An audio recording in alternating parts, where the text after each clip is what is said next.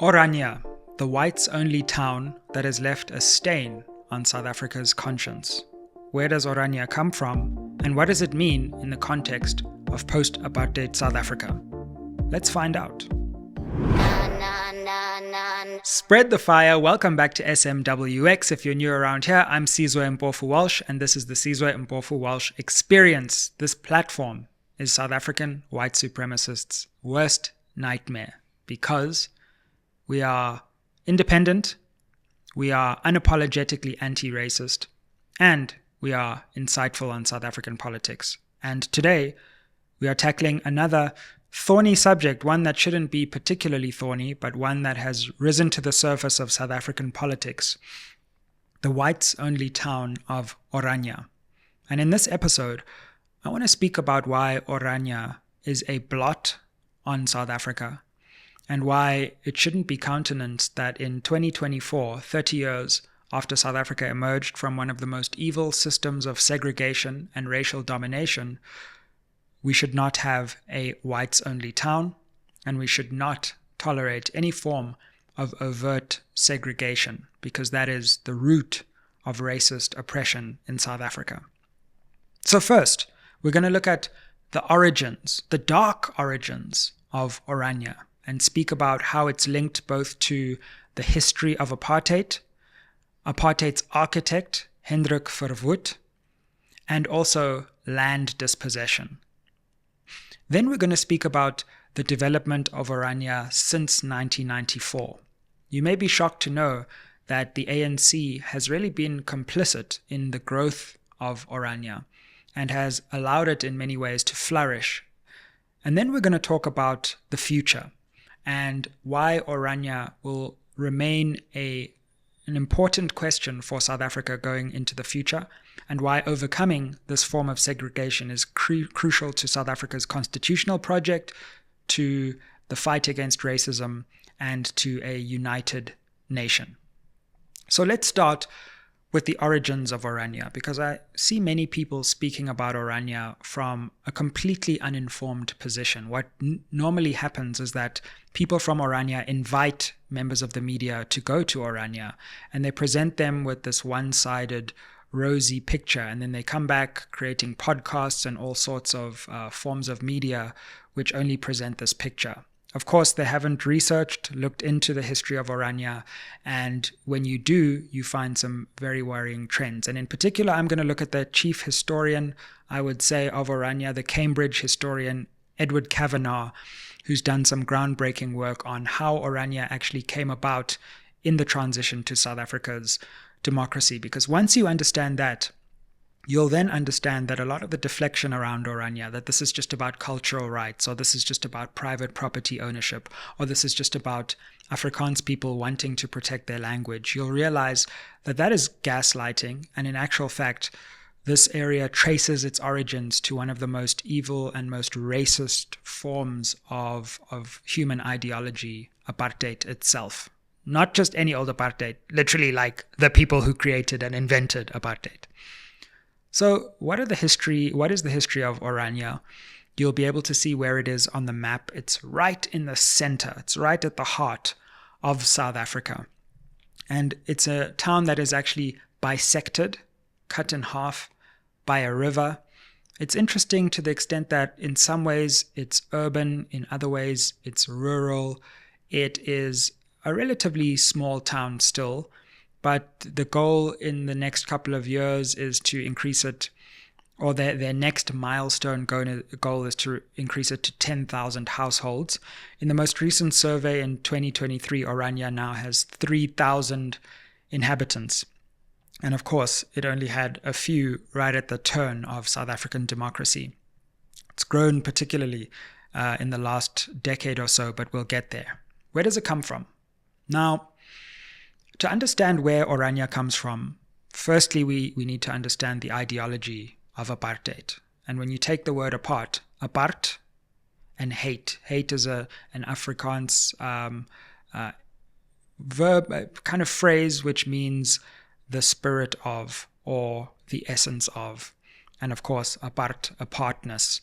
So this was the idea of apartheid, separating people. But apartheid wasn't just an ideology of separation or segregation. Of course, segregation was central to apartheid because people had to be apart. But it was about separation within a hierarchy. So white Afrikaans men in particular were placed at the top of that hierarchy, and everyone else was lower down. And there was this twisted idea that there was this hierarchy of humanity. So Indian South Africans were the first rung after white people, and then it was colored, and then it was black African. And so just as you separate these groups conceptually and you say one is above the other, you then also separate them in terms of space. So of course, those watching will know that apartheid was one of the most twisted attempts to change South African space, create certain racial enclaves for different people. Turns out that 13% of the land went to black people, who are the majority of the population, and this land was designed to be the least arable, least economically effective, and the rest of the country was taken by these crazy white supremacist ideologues who ran the apartheid system for a shocking period from 1948 to 94. So apartheid is about separating people and segregating yourself away from them. Now, at the end of apartheid, so when we're talking about the 1980s, when it became clear that apartheid was falling, the apartheid state no longer had international backing, and it was doomed to fail economically, politically, and socially, a new perspective emerged. Not to push black South Africans into the margins, but if the country was to be a united democracy and one nation, then the Afrikaans conservative ideologues who were behind apartheid before decided, you know what, we must insulate ourselves from the majority. So instead of pushing the majority into these Bantustans, as they were called, as they were referred to, mockingly, these fake countries that black people were supposed to be pushed into. Instead of pushing black people into these Bantustans, conservative apartheid ideologues said, we will insulate ourselves against the majority by breaking away from the country. And the original idea was actually to create an Afrikaner separate state.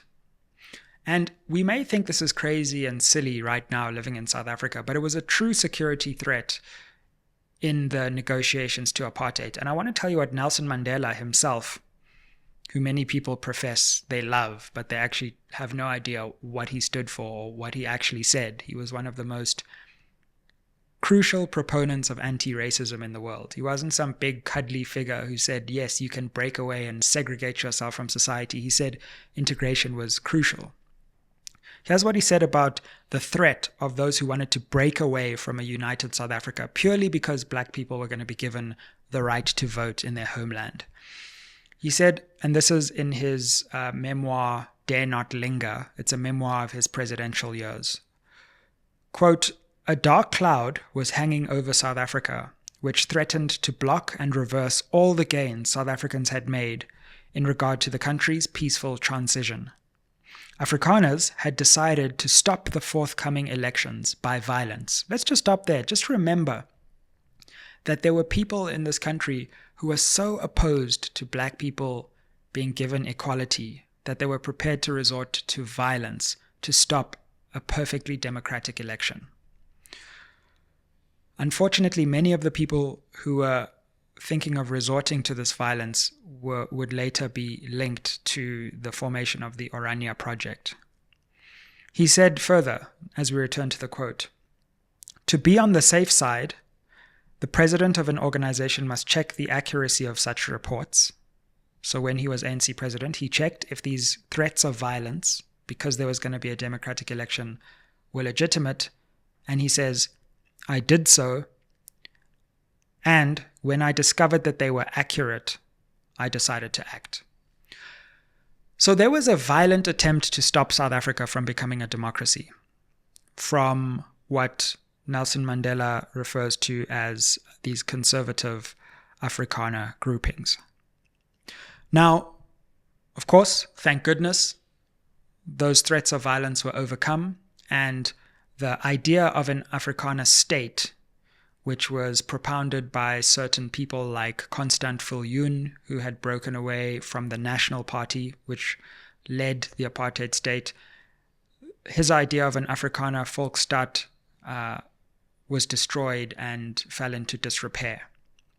But there was still a residual grouping which said, okay, if we don't get a state of our own, then what if we can create a kind of privatized state of our own? What if we can find a piece of land where we can push the people who live there out of that land and then create a private ownership of that land with certain criteria that you just happen to have to be Afrikaans in order to own land in that area or be one of the shareholders of that area. And in that way, even though we can't necessarily create our own state, we create a kind of privatized form of segregation. And that is exactly how Orania was born. Now,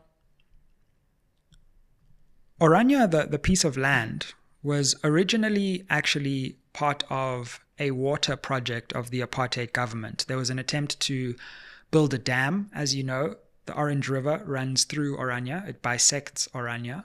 Kind of ironic because Orania is all about breaking people apart and bisecting different cultural traditions and not allowing them to come together.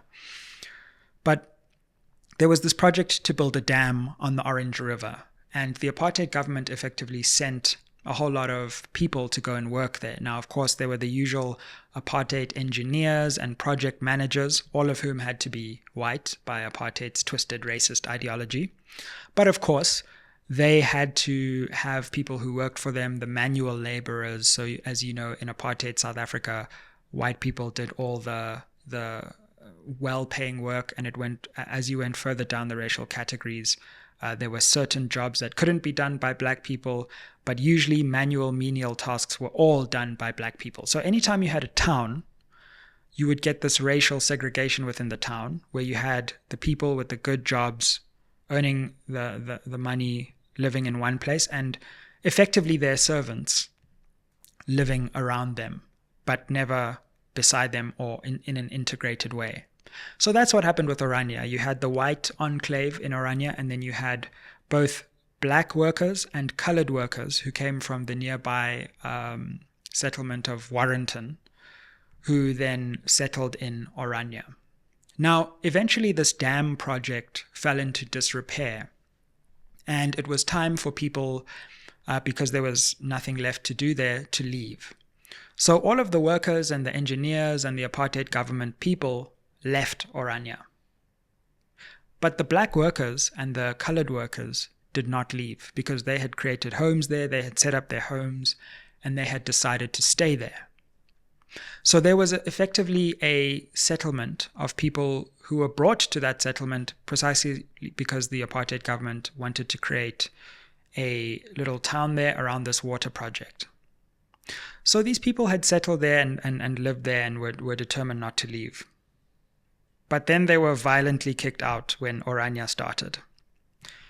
Don't take it from me, take it from Cambridge historian Edward Kavanagh, who's looked and probed into the origins of Orania. So in the early 90s, first there was someone who tried to buy this town from the government, Jacques Pretorius. He actually did buy it, but he fell into debt and he couldn't service that debt. And then it was bought from him by someone called Karl Boshoff. Now mark that name, Karl Boshoff III had a vision. Why did he have a vision? Well, partly because he was the son-in-law of, get this, Hendrik Verwoerd, the apartheid prime minister. He was a son-in-law. He had this vision that if you could create a private shareholding company, which could only be entered into if you were a white Afrikaner, and that shareholding company could then buy land, and then that company could determine who could live on the land, only white Afrikaans people, then you could effectively create this privatized Volksstaat that had always been envisioned towards the end of apartheid. So it's a dream that comes from apartheid is an attempt to frustrate the ultimate democratic project of one united society.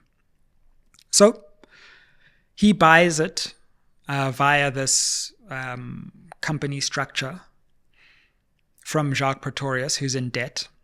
But there's a little problem. There are people who still live in Orania that have been there, that settled there from the days of the dam project. So how to get rid of them? Go through some kind of court process, go through some kind of legal process? Nah, we'll just violently evict them. And that's what happened. So I want to give you a quote from Edward Kavanagh's work on Orania.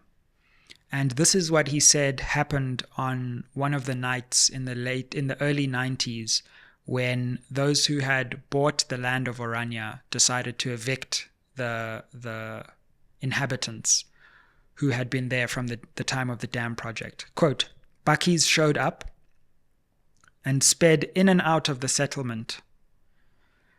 Its thin, unsealed lanes, depositing groups of unfamiliar men who went from door to door with final notices and threats of violence. As dusk fell, rifle shots and the barks of angry dogs echoed throughout the town. In the face of this treatment, up to 500 terrified residents packed up their belongings and, without anywhere having been set aside for them to move to, said their final goodbyes and went their separate ways." Fam, I just wanted to interrupt this episode to let you know the 4 ways you can help SMWX. Way number 1, you can invite me to speak at your institution or company. Way number 2, you can advertise on this channel. Way number 3, you can become a member of this channel. The link to the membership is down below. And number 4, you can buy merch, that's books or hoodies. Now let's get back to the episode. All our contact details are in the description box below. Now, that's just one picture that Kavanaugh draws about what happened in Orania. I write about it in this book that I wrote, The New Apartheid. I want to just give you a bit more color from what happened when those people in Orania were violently evicted. One of the residents at the time reported, "Some of us tried to resist passively, but we had to succumb to the might of their guns.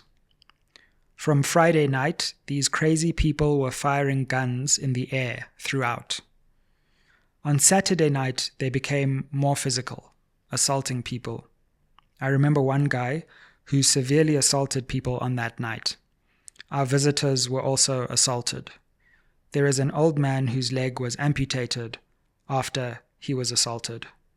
After these acts of intimidation, the remaining inhabitants fled, and finally the new owners of Orania, without any legal state resettlement plan, finding alternative accommodation for the people who are on the land, had finally taken over Orania, which was their early plan. Now, you would think that this would be a shock to the ANC, the party that led the liberation movement in South Africa. But it was a strange time in South African politics because this idea of racial reconciliation had taken hold, which is a noble idea and an important idea. But the ANC was starting to take this idea a little bit too far. So they decided, in their wisdom at the time, that they weren't going to look at the Orania situation. They had done enough in terms of the wider country, and Orania was an irritation, but the population was still small, and they weren't going to do too much to rock the Orania boat. So Orania is, up until 2000 now, part of a kind of transitional arrangement where the old country of South Africa is turning into the new country, and it's given this kind of transitional status. So it becomes what's called a transitional council, basically a local area, a local governing area, which will ultimately transition into the new nation. And the deadline that was set was by 2000. So that's the story of the origins of Orania. Let's see what happened by 2000 and going forward to make sure that Orania continues to exist 30 years into South African democracy now. So it was quite fascinating because the ANC kept delaying and pushing the deadline further and further. Nelson Mandela even went to go and visit Orania. He visited Hendrik Verwoerd's widow, Betsy Verwoerd, and was criticized by many people at the time who said, reconciliation is important and we should certainly do this, but there's also a limit to which one should push this envelope of reconciliation. And sharing tea in a segregated town with the widow of the architect of apartheid was more than reconciliation really called for. And you can see some of the footage of Mandela's visit to Orania over here. Shake hands. Mr. President, what's it like to meet Mrs. Verwoerd? Well, I have looked forward to this occasion with eagerness. And now that it has come, I'm very happy indeed. And what about you? Eve, Eve, here to see me. And Eve, good, Good. Well, I have had a very pleasant conversation with Mrs. Verwoerd, who received me very warmly indeed. I think she is also a psychologist. She must have had conducted some research as to my taste, because one of my lovely dishes is cooked sisters, and there were plenty of them here. Everybody was keen to touch, to shake hands. Okay.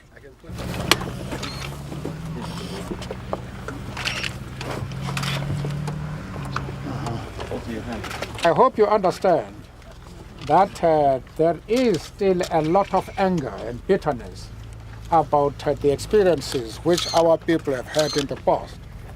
And it is not easy, especially over 14 months, to change the mindsets and the feelings of people.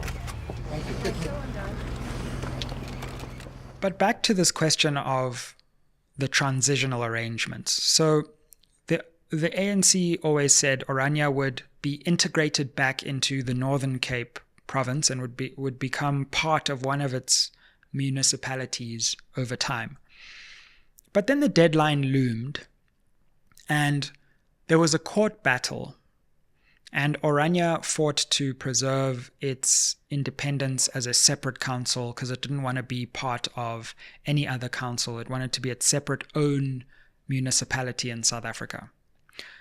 And there was a judgment where, at least in principle, this was protected by the Kimberley High Court, I believe. But then the ANC vowed to appeal, which they should have, and really take this to the Constitutional Court, because this is a fundamental question about whether it's constitutional to explicitly cut yourself off from the rest of South Africa in ways that have, well, shall we say, racial overtones, to put it mildly. But something happened. The ANC gave up the fight. They just stopped caring about it, and eventually we then got to the point where Orania became the only council of its kind recognized by South Africa, where you don't demarcate the council based on rational ways of putting a council together, but you create this tiny council that is around this town that has decided that it doesn't want to be part of the rest of South Africa. And that's why you see in elections, there's an election within Orania, and you can check that council's results, right? So one of the key questions is, why did the ANC give up? Why did they just stop caring about this obvious act of segregation? And it's one of the reasons why many people are critical of the ANC, for really not fully seeing through the project of building one united, equal nation and basically letting Orania happen, seeing it as an irritation, but assuming that over time it would probably fall apart or reintegrate on its own. Far from it, Orania has only grown, and the ANC's neglectfulness has now created a problem 10 times the size that it was back in those early days, because, as I say, the population is now 3,000 people. And even someone like former President Zuma, who stands on a radical platform today, when he was president, went to go and visit Orania and largely defended the existence of this whites-only settlement in South Africa. One of the stranger moments in the Zuma presidency. Let me tell you what former President Zuma had to say about Orania. He visited there in 2010, and once again, strange that a South African president would even visit.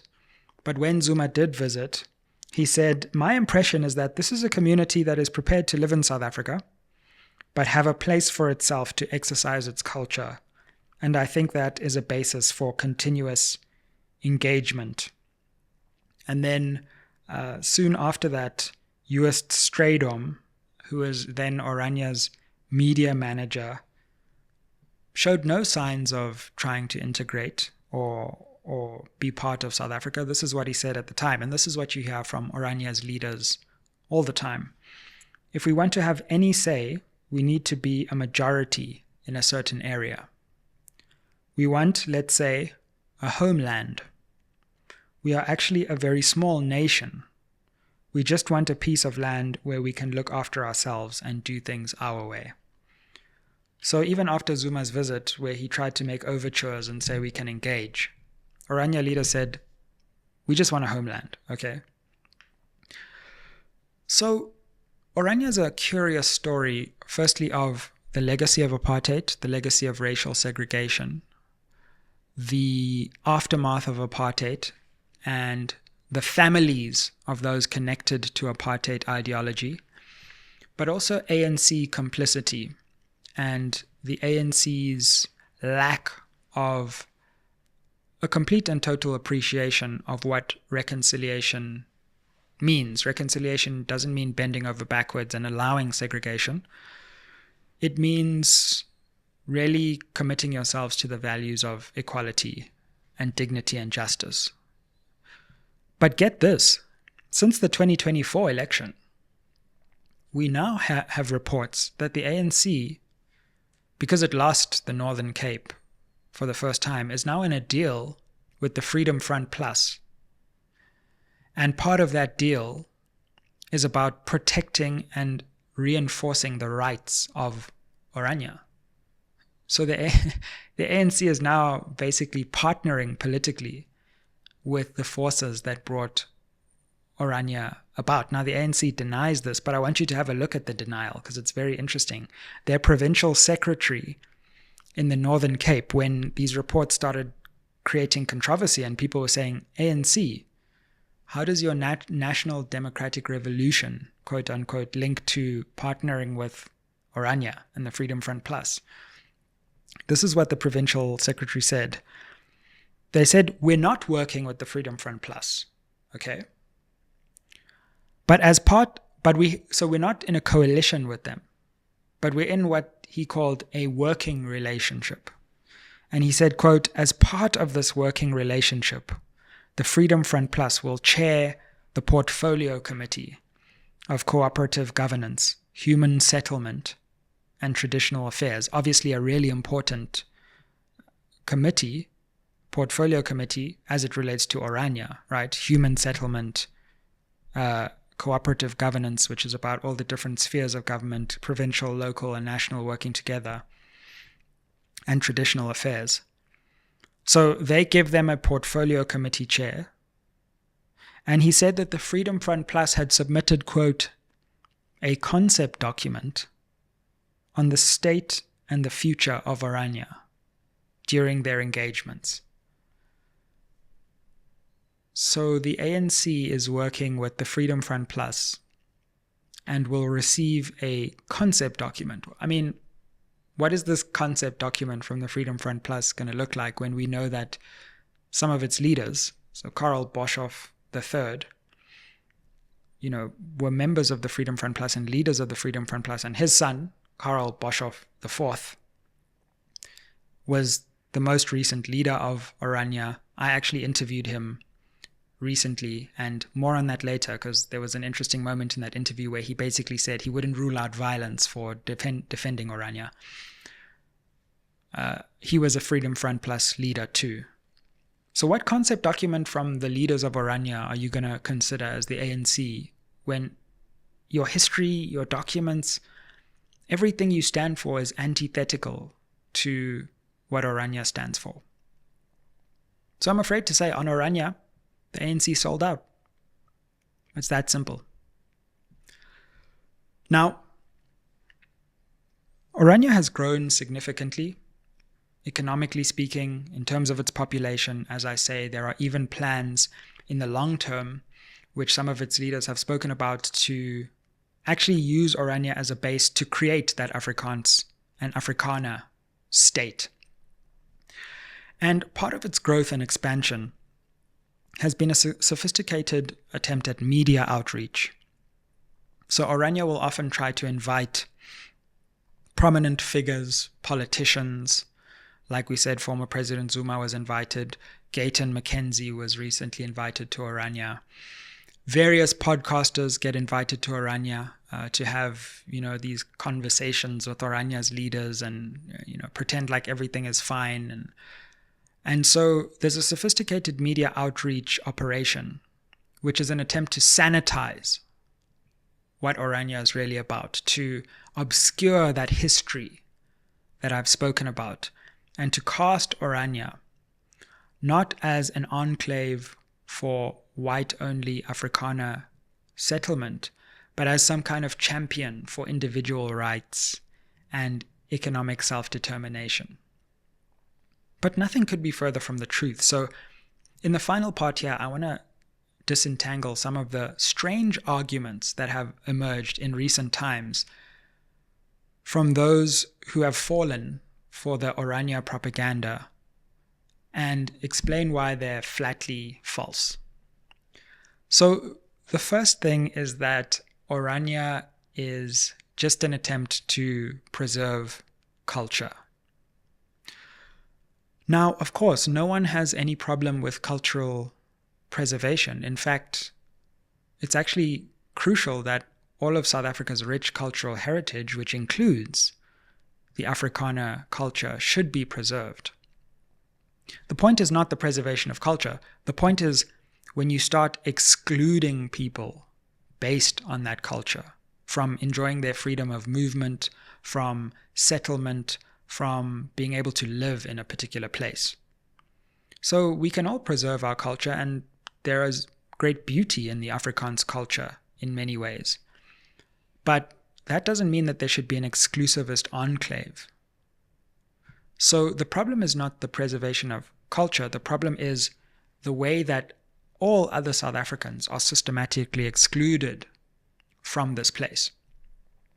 So the culture thing is really, quite frankly, irrelevant. But it's based on another myth, that the specific form of Afrikaner culture that is enshrined in Orania is a representation of all Afrikaner culture. And that's not true either. Apartheid culture is not Afrikaner culture. In fact, some of the most noble anti-apartheid activists and leaders, from people like Bram Fischer to judges in South Africa's constitutional system like Edwin Cameron, they're Afrikaans. Johan Froneman. There are great Beyers Naudé. There are great Afrikaans South Africans who didn't support apartheid, who didn't support segregation, and who don't support Orania. So you cannot claim to represent all of Afrikaner culture and collapse that into segregationist culture, when in actual fact Afrikaans culture is part of the wider South African culture, and there has always been a strain and a trend in Afrikaner culture of integration rather than separation. So when Orania tries to present itself as the flag bearer for Afrikanerdom, it makes the mistake of collapsing Afrikaansness with segregationism. So we can put that argument aside too.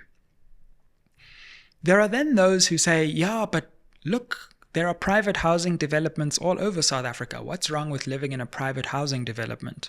And then they take it even further. They say, well, there are things like the Ingonyama Trust, which is a trust set up under the traditional authority of the Zulu king, which manages the land of many parts of the AmaZulu nation. Firstly, here I want you to notice how there's a deflection already happening. The people who want us to look at and scatter our eyes all across South Africa are not dealing with the history and the problem of segregation in Orania. They're just saying, well, segregation happens everywhere. So what's wrong with our segregation? So the first thing is that that's a deflection strategy. But let's look at those arguments. I mean, come on, private housing developments, comparing them to Orania. Which private housing development in South Africa says you have to be a white Afrikaans man in order to get in? Look, there's a certain amount of natural gravitation towards cultural communities that will happen in any country. And that's fine, right? We're not saying there has to be some kind of quota system that there must be one black person living next to one white person living next to one colored person, right? But given our history of segregation, what we can't allow is the explicit exclusion of anyone from any community, because that's called racism, right? So private housing developments, yes, maybe certain people gravitate around, sadly, patterns of apartheid, and we've failed in large part to desegregate the centers of economic power. But it would still be illegal for anywhere in South Africa to say you have to be a certain race in order to come into this housing development, or let alone a town. Now you're comparing a housing development to a town. Which town in South Africa says only black people can live in this town? And there's a criteria by which you can be a shareholder in this town, part of which is that you have to be from a certain racial and cultural background.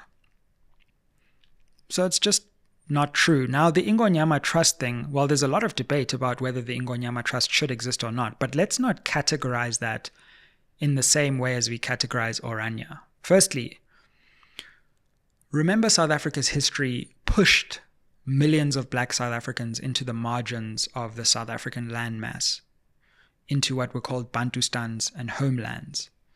And the idea of the apartheid state was then to create these Bantustans and create these sham states that really didn't have real power and try to divide and rule the black South African population. Fam, you asked for some SMWX merch and we have delivered. I know you're always looking for ways to help support and grow this channel, so why don't you buy yourself an SMWX hoodie? Super comfy, super warm, and you can represent SMWX. You can check the link down below for how to buy your SMWX hoodie and help build and grow this channel so we can bring you more interviews, more analysis, and more educational insights. Now let's get back to it.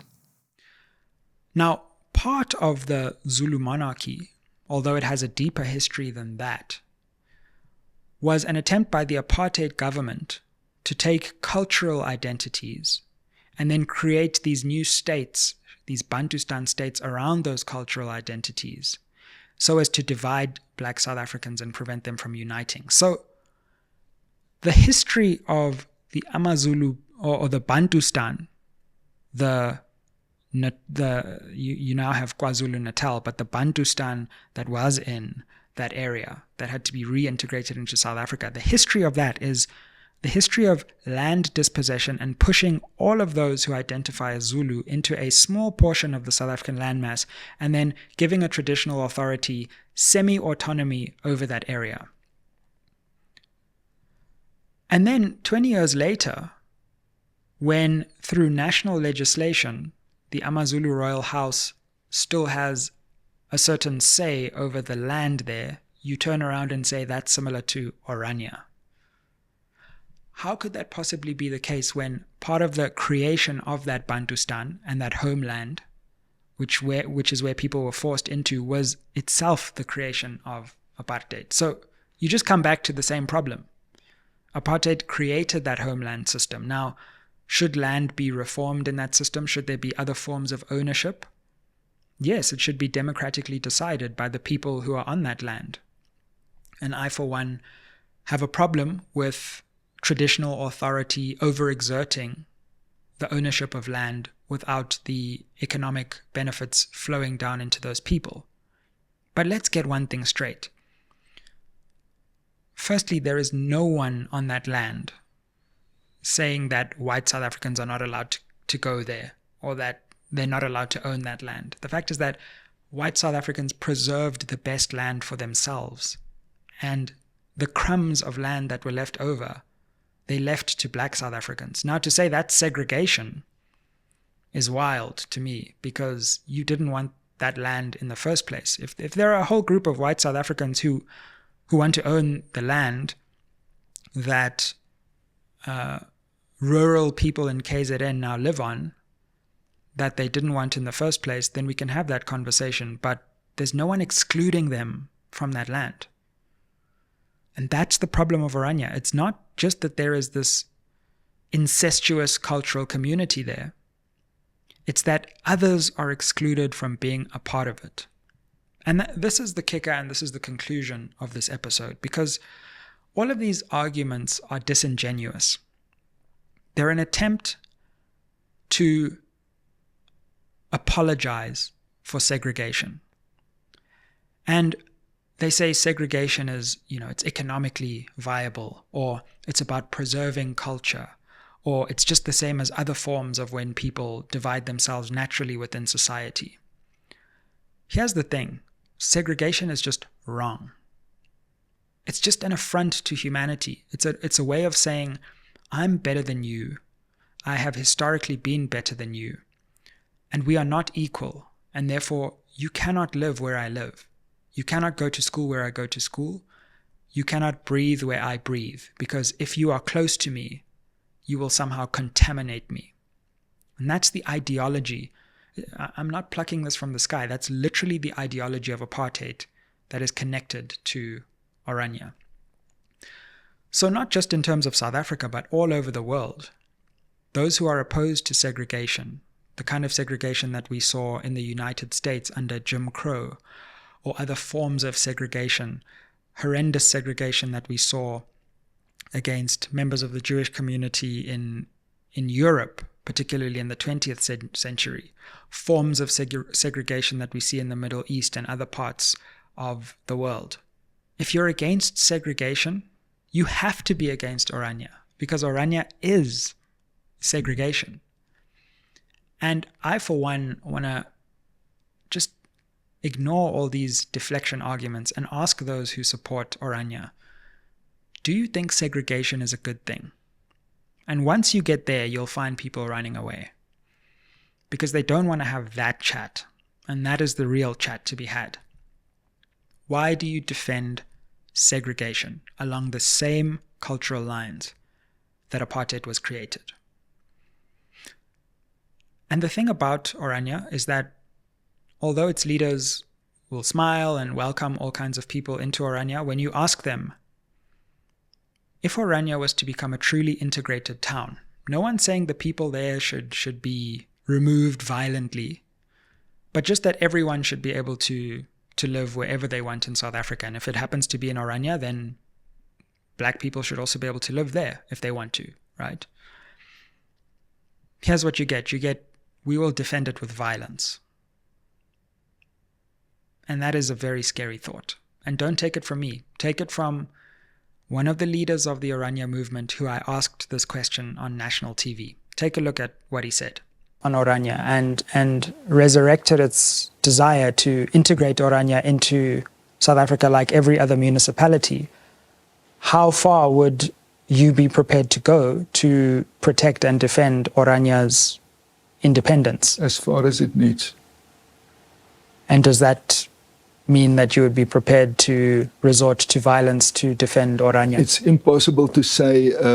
I do not even contemplate that possibility of being suppressed in such a way. I do not believe in that kind of dialectics, and we will definitely steer clear of that. But we will resist being forcefully integrated into anything. We will build the alternative, and we will try to build a successful society in this whole region in which we have a input to make.